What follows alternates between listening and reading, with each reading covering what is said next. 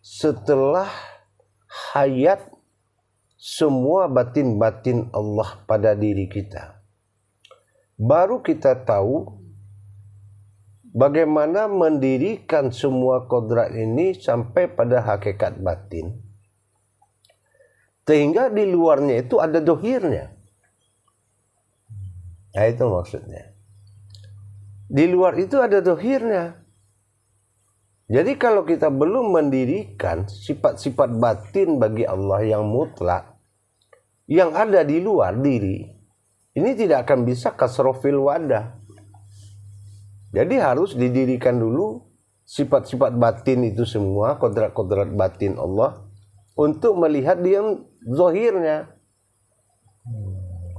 Jadi kalau umpamanya kita melihat yang zahir itu, ada batinnya sama kita. Oh gitu. Nah, kalau ingin melihat batinnya di luar, ada zahirnya sama kita. Nah, ini zahir batin, zahir wal batinu. Jadi kalau kasrafil wadah itu sama contohnya seperti alif. Yeah. Alif itu mengeluarkan huruf 28 huruf. Yang keluar dari kiri dia, kayak dari kanan dia. Nah, akhirnya kita menulis ke kiri. Yeah. Nah, yang kita tulis huruf-huruf banyak ini kan dari alif semua. Ya, betul. Berarti kalau kita mampu tahu sejarah bagaimana keluarnya huruf itu dari alif, kita tidak akan pernah, kita pasti yakin ini alif yang menjadi ha, ini alif yang menjadi lam, ini alif yang menjadi sin, ini alif yang menjadi nun. Nah, itu yang kasrofil wadah tadi. Tapi kalau kita belum mendirikan bagaimana wujud di dalam dan wujud di luar, ini kan sebetulnya sudah solhudaim, berhubungan batin, batin di luar, batin di dalam. Yeah. Nah, di batin di luar itu kita harus tahu wujudnya seperti apa batinnya. Dilihat di dalam itulah wujud batinnya. Jadi yang di luar batin, di dalam batin. Yang mawujud batin, yang wujud pun batin. Yeah.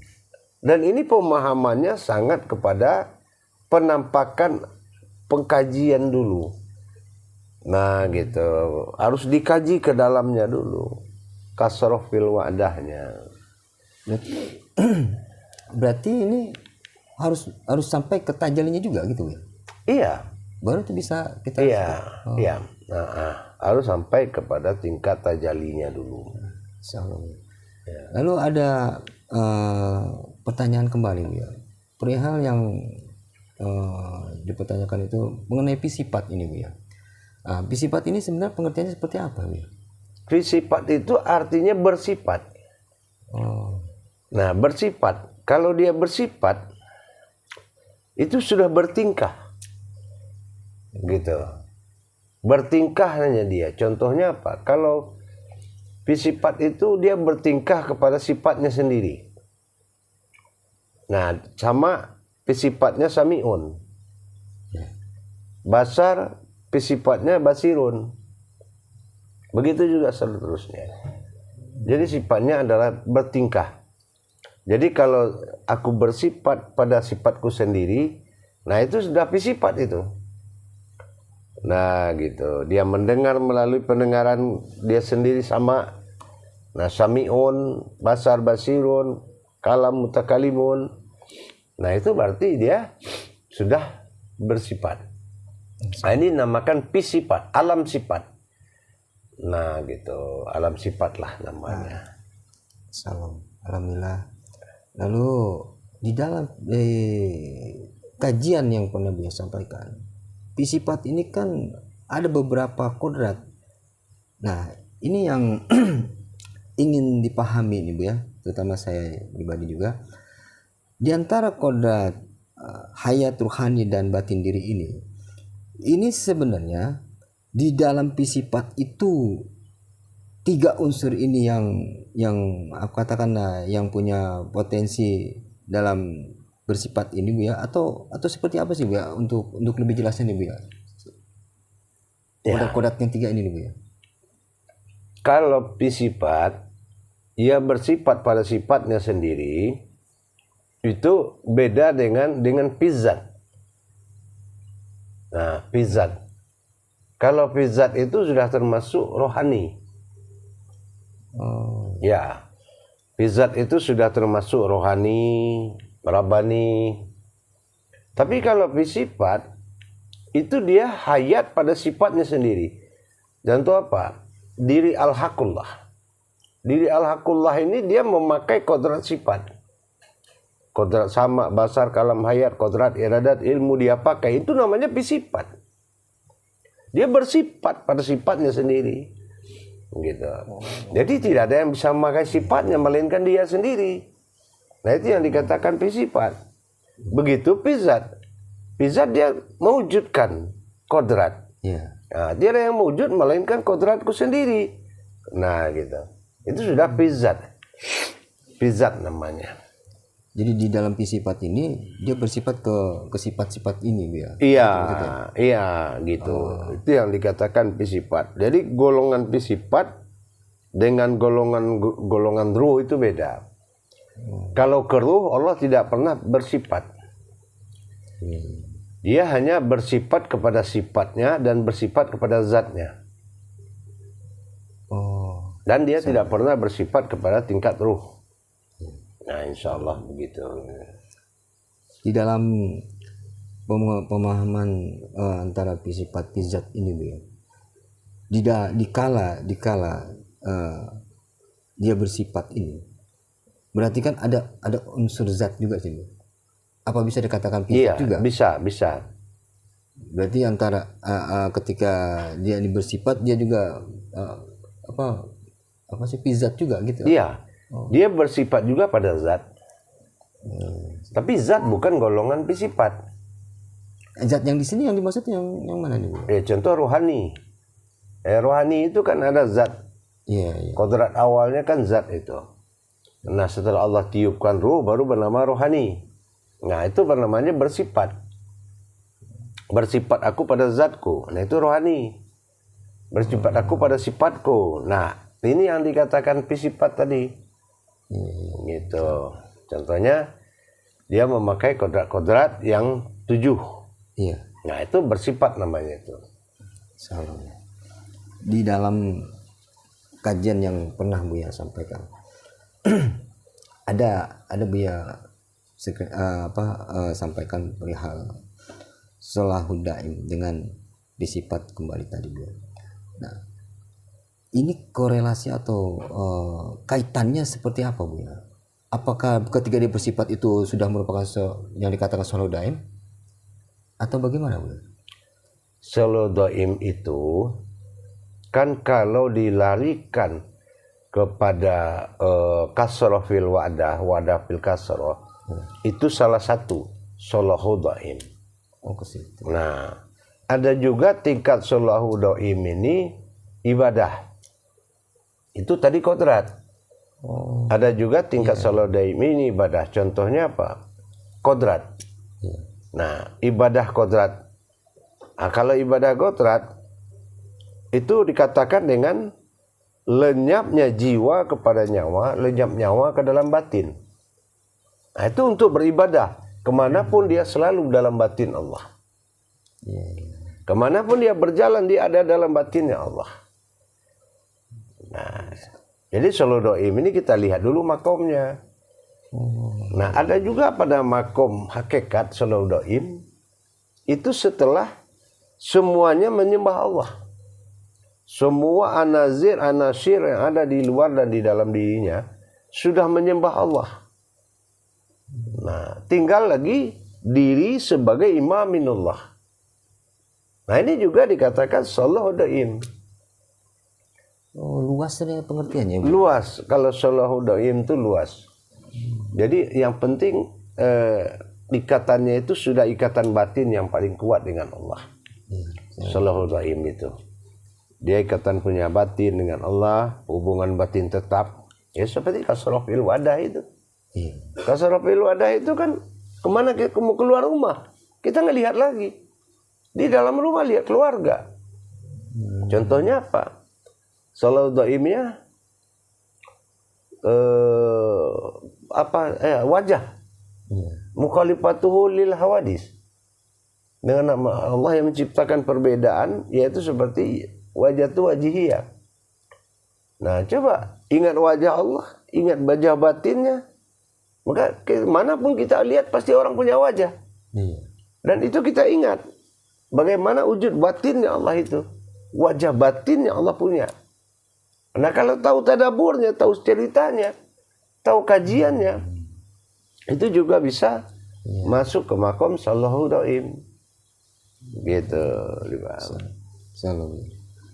Memang unik kalau mengikuti jalur kajian ini ya.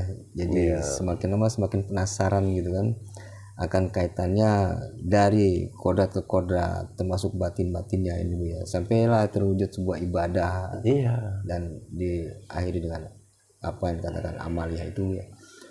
Lalu di dalam salah satu kajian Buya juga ada di situ Buya menyampaikan mengenai batin, napas, tanapas, anpas, nupus nih Buya. Di situ kan Buya pernah sampaikan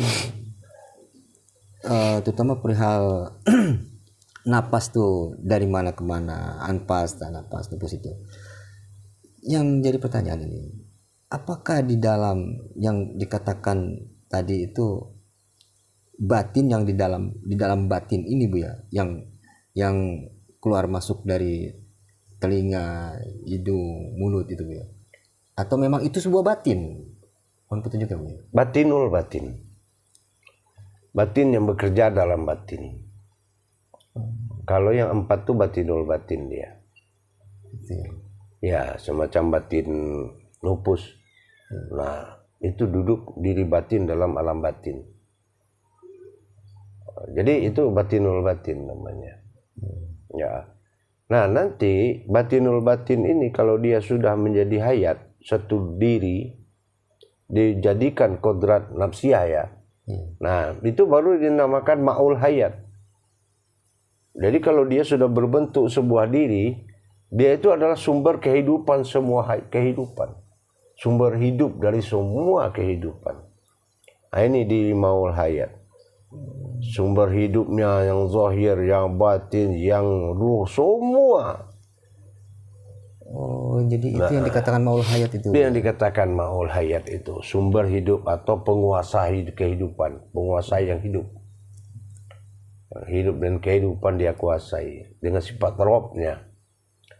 Nah, itu dinamakan maul hayat. Itulah tujuan akhir, tujuan utamanya adalah berkuasanya diri Allah. Ya, berkuasanya kekuatan Allah pada ciptaannya, itu namanya maul hayat, melebihi daripada semua makhluk. Nah, itu kita bangun tuh sumber kehidupan tadi atau maul hayat tadi, atau secara amaliyah dinamakan kekhalifahan ya, khalifahannya Allah di muka bumi. Tapi pada kodrat ilmu sebetulnya sudah maul hayat, sudah bisa mengatur semua yang hidup dan kehidupan gitu. Ini kalau sudah bertajali, batinnya 4 menjadi satu kodrat nafsiyah. Itu insyaallah ya. Jadi bisa dipahami artinya begini menurut sepintas pemahaman saya. Batin-batin ini akan menjadi sebuah diri batin ya. Seperti itu kira-kira. Iya, betul. Dan inilah jadi sumber kehidupan. Iya. Maul hayat itu. Iya, itulah maul hayat. Karena Rasulullah kan yang memohon kepada Allah. Iya. Ya Allah, jadikanlah diri-diri batinmu itu menjadi satu diri, yaitu menjadi batinnya diri, agar kami mudah mencapaimu ya Allah. Akhirnya Allah kabulkan dengan alafanya, dia kumpulkan semuanya, dia jadikan satu diri bernama nafsiyah. Nah gitu, diriku yang nyata, nafsiyah, diriku yang bersekutu. Ya, gitu. Alhamdulillah jadi lebih memahami. Kadang-kadang kalau dalam ini entah sedang lagi bagaimana pikiran Bu. Tapi rupanya dengan adanya mujakarah seperti ini jadi jelas Bu ya. Iya, seperti itu kiranya Bu ya. Kalau kita tidak dikenalkan diri ini, maka kita tidak tahu diri ini apa sebenarnya. Iya. Dari mana aja nih. Iya. Alhamdulillah Bu ya. Lalu ada yang menitipkan pertanyaan Ibu ya. Perihal tentang ya katakan ada disampaikan begini Bu ya. Sebenarnya mungkin sih sudah Buya sampaikan. Tapi yang dia pertanyakan begini. Hakikat sifat itu apa gitu ya. Dia ada menanyakan seperti itu. Tolong sampaikan katanya. Iya. Hakikat sifat itu pertama adalah zat. Ya. Yang kedua adalah sir. Hakikat sifat itu. Nah, yang ketiga batin. Nah, itu tidak ada asal usulnya di atas bumi ini. Itu yang dinamakan hakikat sifat. Batin, rohani itu juga sifat. Zat Allah, nur, itu namanya sifat. Jadi kalau ada kehidupan Allah adalah kehidupan sifat, kehidupan sifat. Jadi kalau kita membangun di sifat Allah berarti kehidupan Allah. Diri kita adalah kehidupan Allah. Tapi kalau kita belum bangun kehidupan Allah, belum sifat, itu belum dikatakan kodrat umat atau kodrat Allah. Gitu. Dia keseimbangannya ruh. Jadi ruh itu bukan sifat. Jadi golongannya napas kalau sifat tuh. Golongannya napas. Jadi dia ini membedakan kodrat itu ya. Iya, itu yang membedakan kodrat.